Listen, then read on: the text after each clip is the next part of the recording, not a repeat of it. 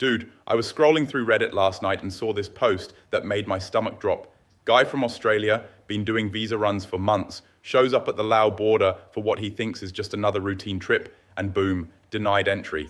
Not his fifth run, not his 10th run, his second run. Look, I've been making these Thailand videos for a while now, and the number one thing in my DMs is visa questions. But here's the thing, most of the advice you're seeing online is dangerously outdated. The visa run game has completely changed in 2025, and if you don't know these new rules, you could end up banned from Thailand. No joke. So before you start planning your trip to Vientiane, and yeah, Cambodia's off the table right now with the border tensions and closures, watch this whole video, because what I'm about to tell you could save you thousands of dollars and a whole lot of heartache. First thing you need to understand, Thailand is done playing games with people who abuse tourist visas. They've expanded visa-free entry to 93 countries with 60-day stays, which sounds great, right? But here's the catch. There's talk about reducing that back down to 30 days, though nothing's been officially announced yet. More importantly, they've put hard limits on how many times you can cross borders. If you're doing land runs, and most people are because they're cheaper, the official rule is 2 per year. But here's what's wild. Some people are getting denied after just one run now. Immigration officers have complete discretion and they're using it. Air entries are a bit more flexible. Most agencies say around 6 per year is generally okay, but that's not an official rule. It's all at immigration officer discretion now. And get this, they've already launched something called the Thai Digital Arrival Card in May, and an electronic travel authorization system that's fully rolling out. Basically, they're tracking everything. Every entry, every exit, every pattern. The days of just hopping across the border and hoping for the best, those are over, brother. Let me tell you what people are actually experiencing out there. I found this thread on Reddit. Guy gets to Vientiane, thinks he's being smart, doing everything by the book. Immigration officer starts grilling him like he's a criminal. Why are you here so often? What's your real job? How are you supporting yourself? This guy had done one previous visa run, and they're already suspicious. Another story, American guy, been traveling legitimately, had all his paperwork, bank statements, everything. Gets to the Laos border and the officer straight up tells him, air entry only from now on, no more land crossings. Just like that. And look, this is even more important now because your options are seriously limited. Cambodia borders are completely closed due to the ongoing border conflict. All land crossings except humanitarian and essential trade.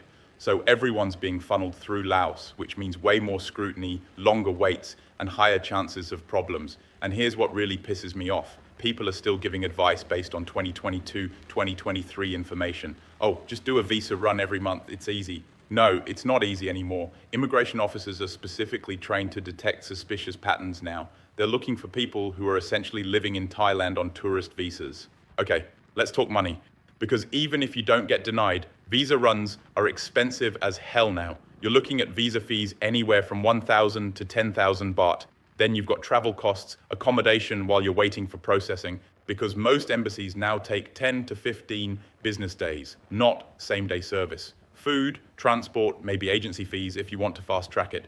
One guy told me his quick visa run to Laos ended up costing him 15,000 baht. That's like 400 bucks for a tourist visa that you might not even get. And if you get denied, well, now you're scrambling for backup accommodation, maybe emergency flights, all while stressed out of your mind wondering if you'll ever get back into Thailand. Here's something that'll mess with your head. Almost all embassies now only do e-visas as of January 2025. You can't just show up and submit paperwork anymore. Everything's online, everything requires appointments, and here's the kicker. Some embassies now only accept applications from local residents. So if you're thinking you'll just hop over to Singapore or Hong Kong for an easy visa run, think again. They might straight up refuse your application because you're not a resident there. And the documentation requirements, man, they want everything. Bank statements, proof of accommodation, onward tickets, sometimes even proof of income. It's like applying for a mortgage just to get a tourist visa. The destination Thailand visa is getting popular because it's 180 days, but you need to show 500,000 baht in the bank. That's like $14,000 just sitting there. Look, if you absolutely have to do a visa run, here's what you need to know. First, air travel is safer than land crossings. Yeah, it's more expensive, but you're less likely to get denied. Land crossings are where they're really cracking down. Second, carry everything. Hotel bookings, bank statements, return tickets, the works. Print it all out. Don't rely on having it on your phone. Third, track your entries.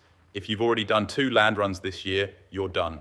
Don't test it. But honestly, the best advice I can give you is to stop doing visa runs altogether. Get a proper long-term visa. The elite visa costs money up front, but if you're planning to stay in Thailand for years anyway, it's actually cheaper than constant visa runs and the stress. The DTV visa works for a lot of remote workers. Retirement visas if you're over 50, education visas if you're actually studying something legitimate. You know what really bugs me? All these YouTube channels showing their easy visa run vlogs. What they don't show you is the guy who got denied and had to book an emergency flight home, or the woman who's been banned from land crossings after her second attempt. I was talking to a guy in a Facebook group last week. He'd been doing visa runs for 8 months, thought he had it figured out, was planning to go to Cambodia, but obviously that's completely off limits now with the border closures and conflict, so he goes to Laos instead, and the officer takes one look at his passport and says, "No more, you need proper visa." Now he's scrambling to get an education visa, stressing about whether he'll have to leave Thailand entirely, all because he thought he could game the system indefinitely. Look, I keep talking about what goes wrong, but let me tell you about the guys who actually figured this out. I know this British dude who's been doing proper visa runs for 3 years, never had an issue. You know what he does differently? First off, he never does more than 1 land crossing per year, ever. He flies to Singapore or Kuala Lumpur for his other runs, even though it costs more. His logic: I'd rather pay an extra $200 than get banned from Thailand. Smart.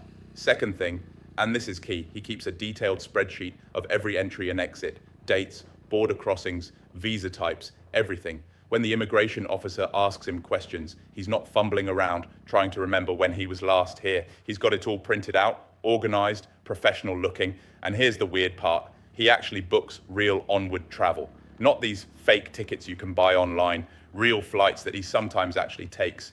The guy treats Thailand like he's genuinely visiting, not like he's trying to live here on tourist visas. Compare that to this American guy I met in a Facebook group last month. Dude was doing land runs every 60 days like clockwork. Cambodia, Laos, back to Cambodia, same routine over and over. When Cambodia borders closed, he panicked and tried to do back-to-back Laos runs.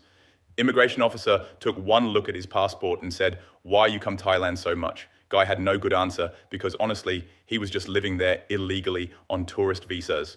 They denied him entry, and now he's stuck trying to figure out how to get his stuff out of his Bangkok apartment from outside the country. Now look, I've heard stories about people paying extra fees through certain agencies for VIP processing at borders. I'm not going to get into specifics because I don't want to burn anyone, but let's just say if you've got money and know the right people, there are ways to make things smoother. But that's getting into grey area territory that I'm not comfortable discussing publicly. The difference: one guy respects the system even though he's pushing its limits. The other guy thought he could just game it forever. Guess which one is still in Thailand? Here's my advice. Be honest with yourself about what you're really doing in Thailand. If you're working online, get a proper visa for that. If you're basically living here, get a visa that allows you to live here. If you absolutely must do a visa run, budget for it properly. We're talking 15,000 to 20,000 baht minimum. Have a backup plan if you get denied, and seriously consider if it's worth the stress and uncertainty. The era of casual border hopping is over. Thailand wants people here legally on proper visas, contributing to the economy. Fighting that reality is just going to cost you money and headaches. Look, I'm not trying to scare you away from Thailand. This country's amazing. I've built my life here, and I want you to be able to do the same. But I want you to do it the right way, without the constant stress of wondering if your next border crossing will be your last. The visa rules have changed, and they're only going to get stricter. Adapt to the new reality, or risk getting locked out entirely. If this helped you avoid a costly mistake, drop a like. And seriously, let me know in the comments, have you had any visa run drama recently? I read every comment, and your experiences help other people avoid the same mistakes. Thanks for watching. And remember, it's better to do things right than to do them cheap. Peace.